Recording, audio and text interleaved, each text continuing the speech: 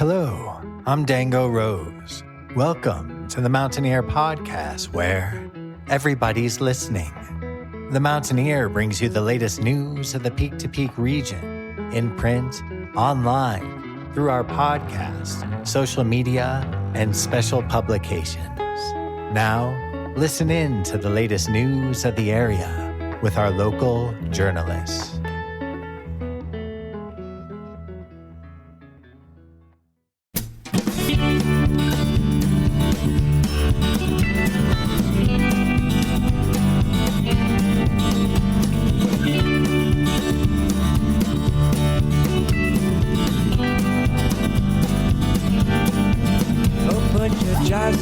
Spices on the shelf, my darling. Pour your pretty things out of your pack and hang 'em up. We've been traveling since only God knows when, my darling.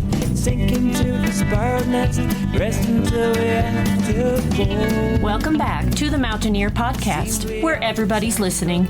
I'm Barbara Hardt. And I'm Doug Armitage. Thanks for joining us. The intro music is provided by Daniel Wander. His debut full-length studio album, Grow, is fresh off the press in May 2022.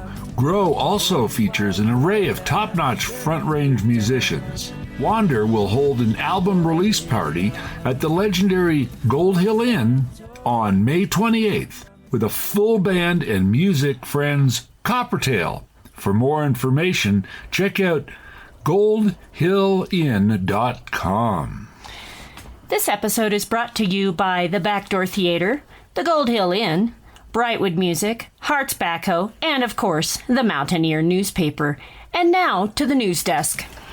This week's movie at the Backdoor Theater is Everything Everywhere All at Once, rated R. An aging Chinese immigrant is swept up in an insane adventure where she alone can save the world by exploring other universes connected with lives she could have led. The movie starts Friday and Saturday at 7 p.m., with a Saturday matinee at 2 p.m. Some of the current highlights in the Mountaineer include our weekly music column, the only weekly print music listing in the Peak to Peak. More graduating senior stories, our Keep It Local business stories, school zone news, multiple government articles, and so much more. Our first story of the week is Jamie Lammers interviewing Bonnie and Taylor Sims. Off you go, Jamie. Hello, my name is Jamie Lammers, and this is my interview with Bonnie and Taylor Sims. Actually, this is two interviews, because for whatever reason, neither Bonnie, nor Taylor, nor I realized that I had already interviewed them, and so we ended up doing two separate interviews on two separate days. So I'm going to play both of them for you in a row right now. Here is the first interview. I'm Bonnie Sims. I'm Taylor Sims. And we live in the Front Range of Colorado and are a musical duo and couple for many years. I hear you guys are performing at the United Center very soon. We are, yep, May 21st. We've been in that region one time before. We went to, where did we play with Drusilla before? That was a house concert there in Idaho Springs. Yeah, we love the United Center. I played there with a previous band years and years ago, and I love that town, and I definitely love that venue. How long have you guys been a duo? When did the duo start, and how did it come to be? Well, it essentially started when we met. We met in college in Levelland, Texas, in music school, and we met as just students in the bluegrass program and started jamming together, started going to late night picking parties, and so we started playing music together really early on after we met. And it wasn't until, I don't know, maybe a month or two after that we started dating, and so that was in 2006. 2005. 2005. And every semester at the college, the music school we went to, they would have an award ceremony of the best of each department and each instrument or discipline. And my first semester there, I got best female bluegrass vocalist, and Taylor got best male bluegrass vocalist. And then they have this concert at the end of the semester where they have all the best of every genre do a song together. And so that kind of was the beginning of our official, I felt like, on stage, not just at school. That was the first gig we played together, which was only 3 or 4 songs, I think. After that, we were pretty inseparable. pretty set on doing it together. You guys would say that you probably lean more towards the bluegrass genre of music in general? I guess so. I mean, it kind of depends on who we're talking to. Our duo is definitely based in bluegrass, but our influences are pretty wide. We both grew up in Texas, and so we have some old country and some western swing roots. But more lately, the songs that we write fall more into the Americana category, I guess. But to listeners and to people coming in off the street, bluegrass is a very apt description for what we do. I play the mandolin, so people default to that when they see a mandolin. They're like, oh, it's bluegrass music. But we also, in our band, Taylor plays electric guitar, and we have a drum kit and electric bass as well. So it's like, to a traditional bluegrass purist, they would never look at that and be like, this is a bluegrass band, because that's heresy. You don't have drums in a bluegrass band. You don't have electric guitar in a bluegrass band. So we are definitely not a bluegrass band. We just grew up in the bluegrass community, and those influences as far as how we came into music, it was definitely through the bluegrass channels. My dad plays the banjo. He's a career musician, so I grew up at bluegrass festivals, and that was very much my first induction into playing music because there's such a community there of like jamming and just doing it. My dad always used to say, you never go to a Britney Spears concert, see people playing music in the parking lot. And I was like, yeah, Dad, you're never going to see that because it's like not part of the culture of top 40 music to be sitting around being like, yeah, we do it too. But that is part of bluegrass culture. Everyone participates on their level, What would you say are some of your influences that you've had over the years? Oh, man. That kind of changes month to month. But like I said, for myself personally, I grew up with a lot of old country, Merle Haggard, Dwight Yoakam, Bob Wills. Those are definitely my foundations of where I come from musically. But then more recently, I'm a huge fan of Jason Isbell and Dawes, and I love J.J. Cale. He's a big influence on me as an electric guitar player. I could go on and on, but I'd say that's a pretty current influence list. Yeah, and I grew up listening to a lot of vocalists that I was really drawn to. There's a band called Newgrass Revival who had a lead singer named John Cowan, who was a huge vocal inspiration to me growing up. And I also grew up on a lot of folk music. I love Janice Ian, and now I love people like Patty Griffin and powerful lady songwriters who can wail vocally is definitely my jam. And what would you guys say are some of your favorite parts about being able to perform live and being able to perform music as a career? Well, I think the greatest thing and most palpable and powerful thing about playing live is getting to interact with the audience on an emotional and spiritual level. We call it the love loop in the business, where we send the love and the energy out, and then it gets multiplied by the audience, and they send it back to us, and then we can then multiply it and send it back, and it turns into this beautiful exchange. That's my favorite part about it, connecting with people, connecting with strangers, and making friends with people just by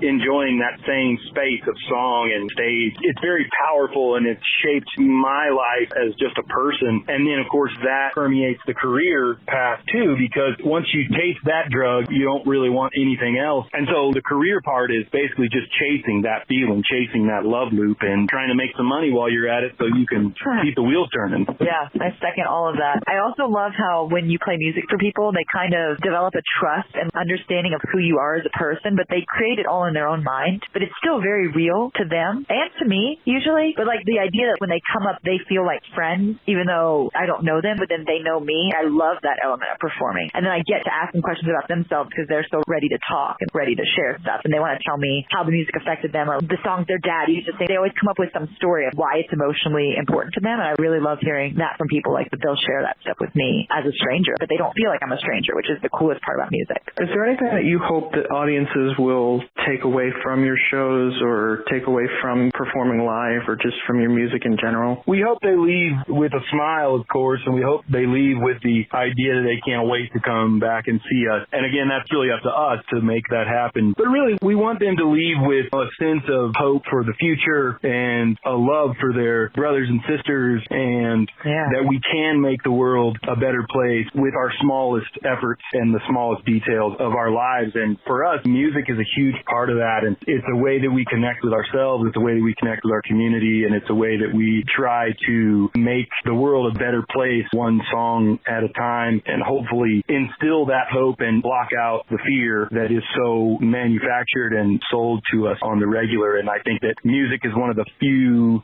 shields against that, weapons that we have to fight those darker things. So we want people to walk with a sense of hope and beauty and maybe some inspiration for their own artistic expression. questions, you know? Yeah. Maybe they look at us and they think, I could do it. It doesn't seem that hard. I hope people feel like they should sing or they should play music when they watch us play music, because it's so fun and we want to show them how fun it is. It's fun when you make it, even when it's just for yourself alone at your house. It doesn't have to be because people will clap for you or give you money. And I like to impress that upon people, that their voice and their expression is valid. They should invest in it. Is there anything else in general that you guys want to add about anything involving your shows or your music or just anything? No, we're really stoked to come back to the United Center and to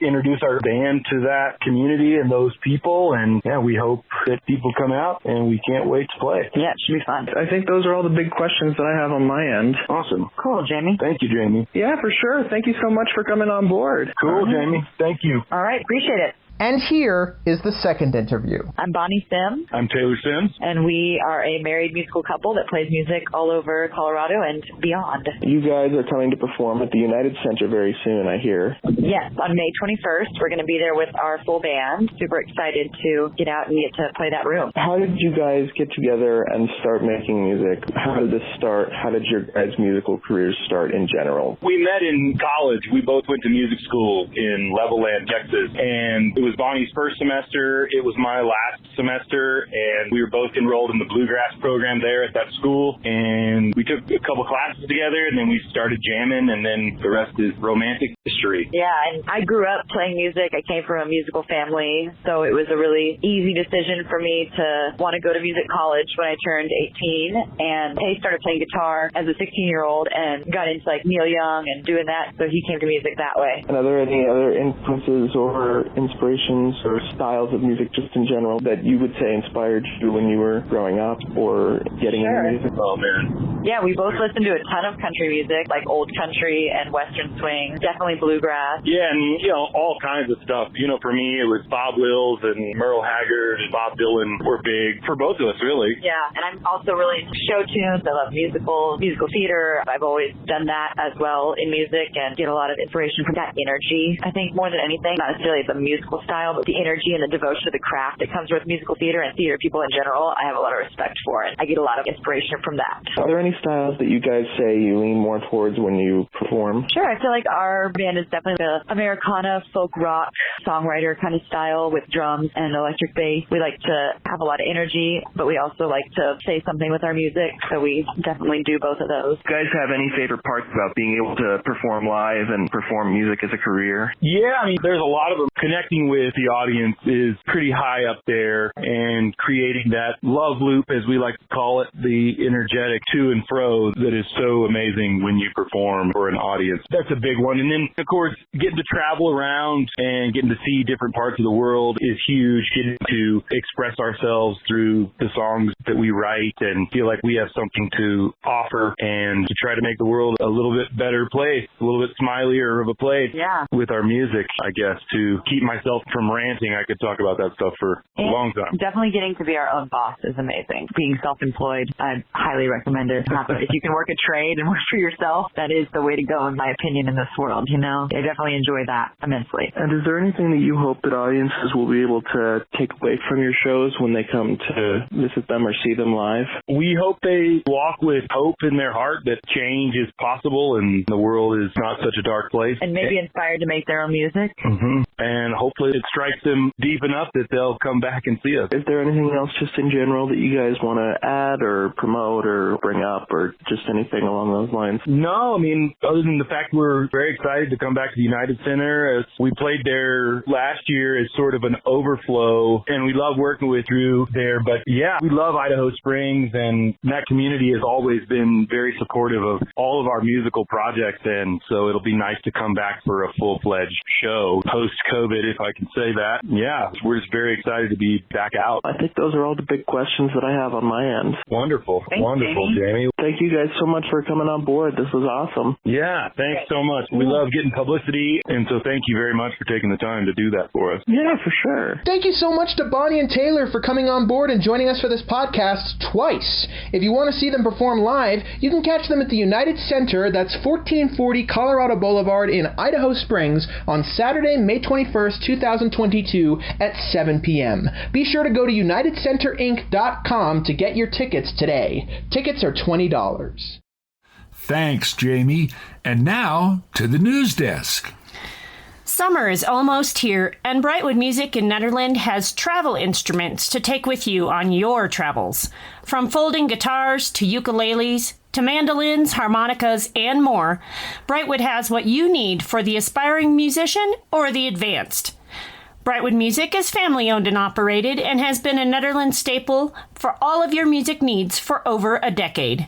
They are located at 20 East Lakeview Drive, Unit 109 in Nederland, and can be reached at 303-258-8863. Peak-to-peak musicians and artists, the Mountaineer is looking for you. We're looking for our June and July featured musicians. Would you like a feature story in the Mountaineer print, online, and podcast editions? These are all completed through email, phone calls, or occasional in-person interviews with our journalists. Interested? Check out our information at the end of the podcast. Lately, the mail has been getting a little better for delivery, but we know it's still taking a few extra days to get your newspaper. The post offices have new staff and are often understaffed, which can cause a delay in your service. The Mountaineer has an easy solution to make sure your paper is always on time. Sign up for a free online subscription. Every print subscriber is also able to get a free access to our online edition each week. Simply go to our website, click on subscribe, and click on 100-day free subscription. If you love it, we can continue it for the term of your print subscription. If you hate it, simply don't log in and it will expire in 100 days. Not a subscriber? Try it for free. For our final story, Jamie Lammers interviews another music group, Seeing Stars Band. You're on, Jamie. Hello, my name is Jamie Lammers, and this is my interview with John Hyland of Seeing Stars Band. I'm John Hyland. I'm playing bass in the Seeing Stars Band. We're an area band that's some remnants of people who've been playing around here for probably over 30 years, some of them, and some of them are a little fresher on the scene. And you guys are performing in the Peak to Peak area very soon, am I correct? Absolutely. We're at the Jamestown Mercantile on the 3rd of June. Can you tell me a little bit about how the band started, how you guys met, some of your musical backgrounds, all of that sort of stuff? How did the band come through? So the band's evolved a little bit in the time that I've been in it, which is about 4 years. But two of the members were in a band called Riff Raff that's been around for decades. And that is Bobby and Jerry in our band. We do a lot of Grateful Dead music. So they're filling those roles. And they've played out of that catalog for a long time. The drummer and I were in a band called Shanti Groove together in the early 2000s. That's where we started playing together. We have a slide guitar player who's now also sometimes being a double drummer, who's the son of the guy who's in our Jerry spot. So he's the youngest member in the band. He's in his mid-20s. And then we have a pedal steel player who's played around these parts for over 20 years. I'd met him in other bands before we got together to play, and our keyboard player went to college with our drummer. He came into the band as a mandolin player for a little while, and then we found out he knew how to play keyboard, so he switched over to that for us. And sometimes we add an eighth member on saxophone, Bruce Lish, who plays with everybody in the area. I've seen him on more stages than I can imagine, and he kind of brought us all together in a way. There's like a lot of bluegrass history, I think, that connected a bunch of us, and then the rest is just all of us playing music out in the area and running into each other. And so would you say that bluegrass folk type music is where you kind of lean towards? Personally, that's what got me going when I moved out here. I fell into the bluegrass scene. One of the first things I did after moving to the foothills is I went to Brainerd Lake, and after I went to Brainerd Lake, I went to the Millside Inn by Ward. And I met the owners, and they said, "Oh, if you play music, you should come on Saturday. There's a bluegrass pick." So I went on Saturday, and the bluegrass people, they have a good way of pulling people in and turning them from observers to performers, I would say. So that's what got me going into the musical community here. And so is there a particular style that you'd say the band leans more toward just in general? Well, yes. I'd say the majority of what we perform is out of the Grateful Dead catalog. So in that respect, it's kind of a wide range of styles of music being covered, because the Grateful Dead and Jerry Garcia in particular was really a great curator of American music of all kinds. But it generally comes off as jam band music in a way, because when we have all 7 pieces, we can't help but be a jam band, I think. And are there any influences that stuck out to you or the other band members as you started getting into your musical career? Well, I'd say that we're trying to get into being a funk band at times. I certainly want to bring the funk, but that's an idiom that maybe we haven't mastered yet, but it's pulling us in that kind of direction. So a little bit of that. There's a lot of cosmic country that we're leaning towards, and I think part of that's because we have a pedal steel player in the band, and that's kind of unusual. There's not a lot of people who bother to try and learn how to play with their feet and their knees and their hands at the same time. So that makes us hear songs with pedal steel in them, and we gravitate towards that. Stuff like the New Riders of the Purple Sage had a good run with that, and I guess that kind of ties back into the Jerry Garcia influence a little bit too, because he was one of those people who played pedal steel. I guess it's hard for me to point to a particular genre. And do you guys have a particular favorite part about being able to perform live? Yes. I think playing music live is what I live for. I love to play music, and I'll do just about anything to do that. But it's a different experience when you're performing for others. It's fun to perform with your bandmates just for each other. That's always a fun thing to do. But there's an energy level that's different as soon as there's one or more people paying any attention to you. And that's something that really feels good. And it's a great way to connect with people, I think, and just share positive feelings. And is there anything in particular that you want your audiences to take away from your live shows as you perform? I hope some of the joy of playing music, that feeling of joy is something they can take away, some energy level. When I go see a show, I think what I'm looking for is just to see people be able to coordinate themselves into something that's like a living, breathing organism and have a little bit of success. It puts a positive spin on this experience we call life, just to see people get along and communicate in a musical way. Is there anything else just in general about the band, or any other performances, or anything else that you want to promote, or just anything you want to add? We had a great time at Frozen Dead Guy Days this year. I'm really hoping that Nederland can revive Michigan Mike's Nedfest. I think that was a really great music festival. I'd love to be a part of that. I love the Nederland music scene. It's always been inspirational since before I even lived out here, and the old Caribou Room days. All of the mountain venues are really special, and we're really looking forward to hitting them this summer. Yeah, I don't know. I think those are all the big questions that I have on my end. Cool. I want to thank you so much for coming on board. This was awesome. Yeah, thank you, Jamie. Yeah, for sure. Thank you so much to John for coming on board and joining us for the podcast. If you want to see Seeing Stars Band perform live, you can catch them at the Jamestown Mercantile at 108 Main Street in Jamestown on Friday, June 3rd, 2022 at 7 p.m. Thanks, Jamie. And just a few more news items. The first Caribou Village 4th Friday event will take place on May 27th. The event will start at 5 p.m., and some businesses in the shopping center will have special food and beverage deals. Augustina's Winery will have $4 glasses of wine. Very Nice Brewing will have live music. The art galleries will have live artist demonstrations. Brightwood Music will hold a cello sale and offer discounts on specific string packs. Tadasana will be offering a free all-levels class from 6 to 7 p.m., plus 20% off all retail at Tadasana that evening. The giant annual Sugarloaf Garage Sale is back this year. Check out the huge fire station, which has been converted into a department store, loaded with bargains for everyone. They've been collecting new and gently used items for weeks. Looking forward to seeing you.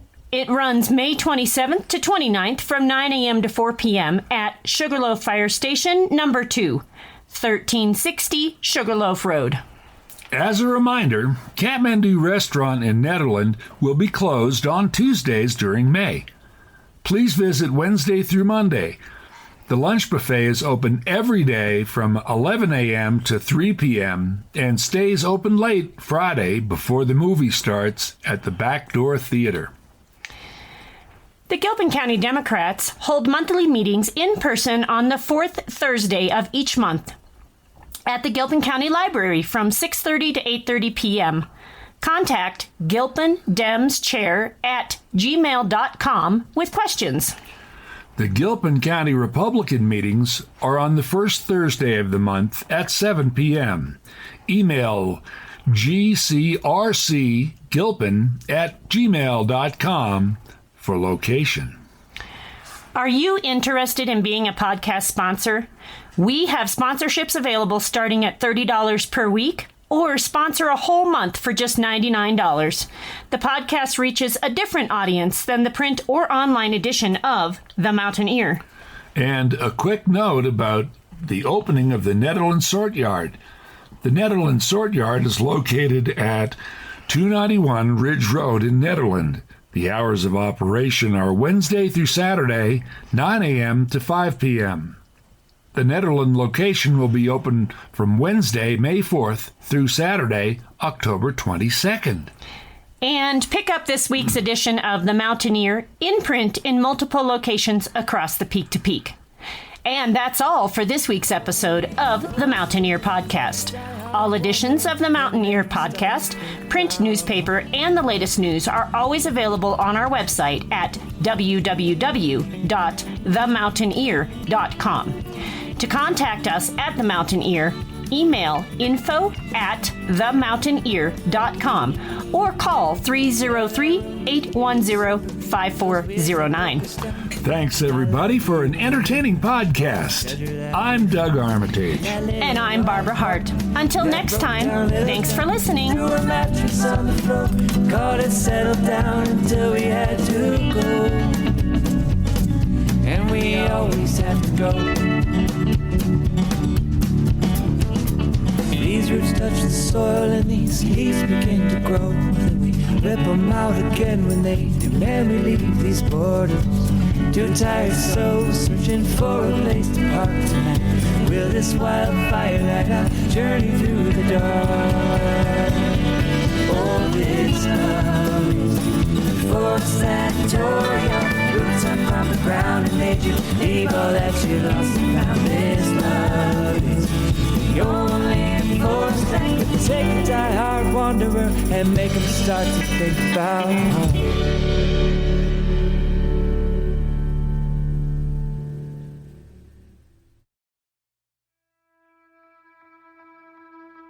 And that's it for our show.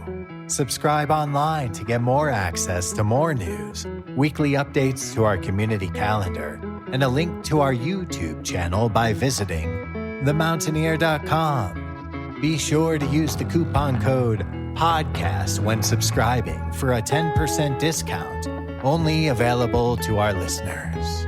If you are in the local Peak to Peak area, be sure to pick up a print edition of The Mountaineer at a local business. I'm Dango Rose. Thank you for listening.